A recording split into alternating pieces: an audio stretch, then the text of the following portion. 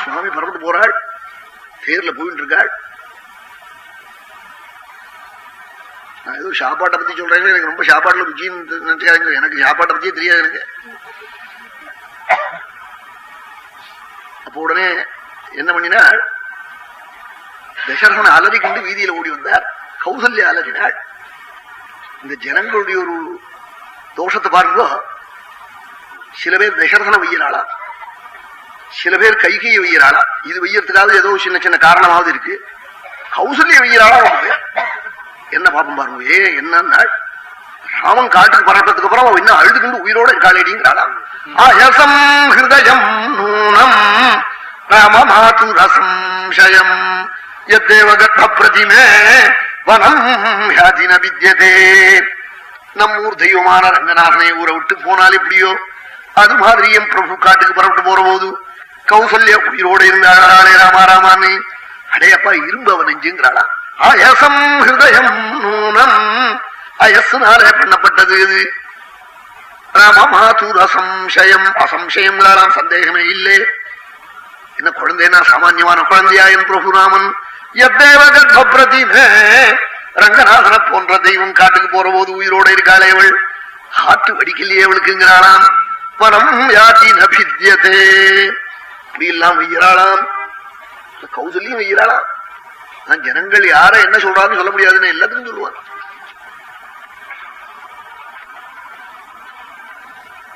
தெய்வம் கட்டதுன்னு வெய்ய ஒண்ணே, அது ஒன்றும் கணக்கு இல்லை.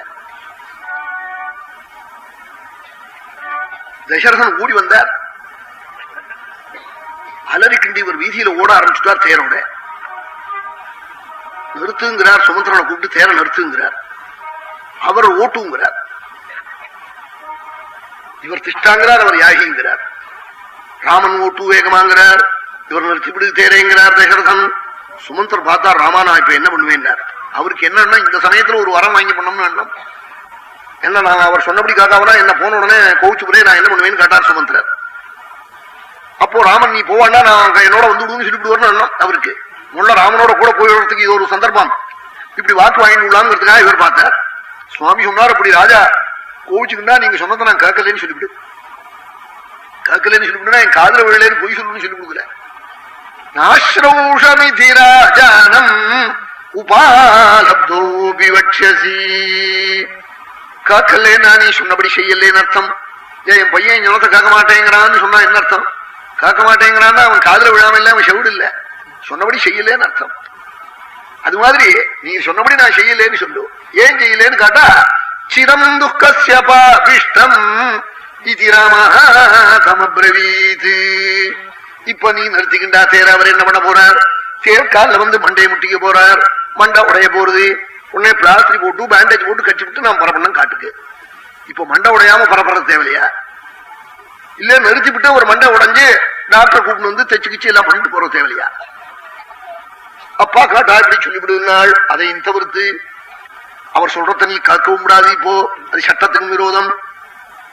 ஏன் ஒரு ஜட்ஜி ஒருத்தனை கொலை பண்ண சொல்லி உத்தரவு போட்டுட்டார் கோர்ட்ல. செஷன்ஸ்ல தீர்ப்பாயிடுது. அவர் போட்டுட்டு கார்ல ஆத்திர மங்களா பகல்ல அந்த ஸ்டேஷனுக்கே போறதில்ல, ராத்திரியில போகும். வழக்கம் இருக்காது. முந்தி இப்ப வழக்கு போட்டு காணணுமா?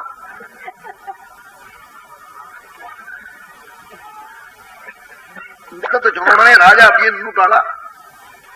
ஏன்னா தன் குழந்தை 15வது வருஷமாவது திரும்பி வரணும்னு அப்படியே நின்றுட்டாள். உன் காளிதாசன் சொன்னா புக்காத்துக்கு அனுப்புற போது போதகாந்தா போஜன அனுவர்த்தித ஸ்ரூயதே. அவன் ஜலக்கரைக்கு அண்ணன் போகப்படாதான். பொண்ணை புக்காத்துக்கு அனுப்புறார் கண்ணுவர். அவன் அக்கறையில கொண்டு போய் விடப்படாது, இக்கரையிலேயே நான் நின்னுக்கிறேன், நீ போயிட்டு வான்னு சொல்றார். குழந்தைய புக்காத்துக்கு அனுப்புற போது கொஞ்சம் தூரம் கொண்டு விட வந்தாள். அடுப்புற ஜலம் வந்துடுது.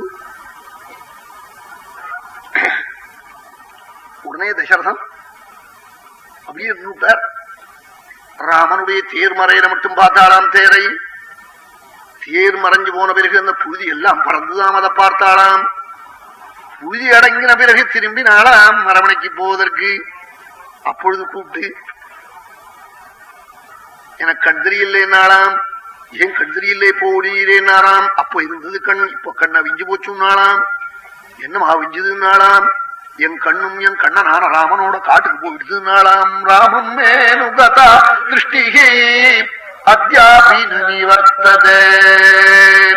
என் பிரபுவோட காட்டுக்கு போயிடுது என் கண்ணும் நாளாம். இங்க கண்ணுங்கிறது உபலட்சணம். என் கண் காது மூக்கு நாக்கு வாக்கு சர்வேந்திரியம் ராமனோட போயிடுது. ரிஷிகேசனவன் ராமம் மேனுகதா திருஷ்டி அத்யாபினவர்த்ததே. இன்னமும் திரும்பி வல்லே ராமனோட காட்டுக்கு போயிடுது நாளாம் தசரதன். என்னை கொண்டு போய் பிடிச்சு கௌசல்யனுடைய கிரகத்துல கொண்டு போய் போடுங்க நாளாம். எல்லாருமா பிடிச்சு அங்க அழிச்சுன்னு போனாள்.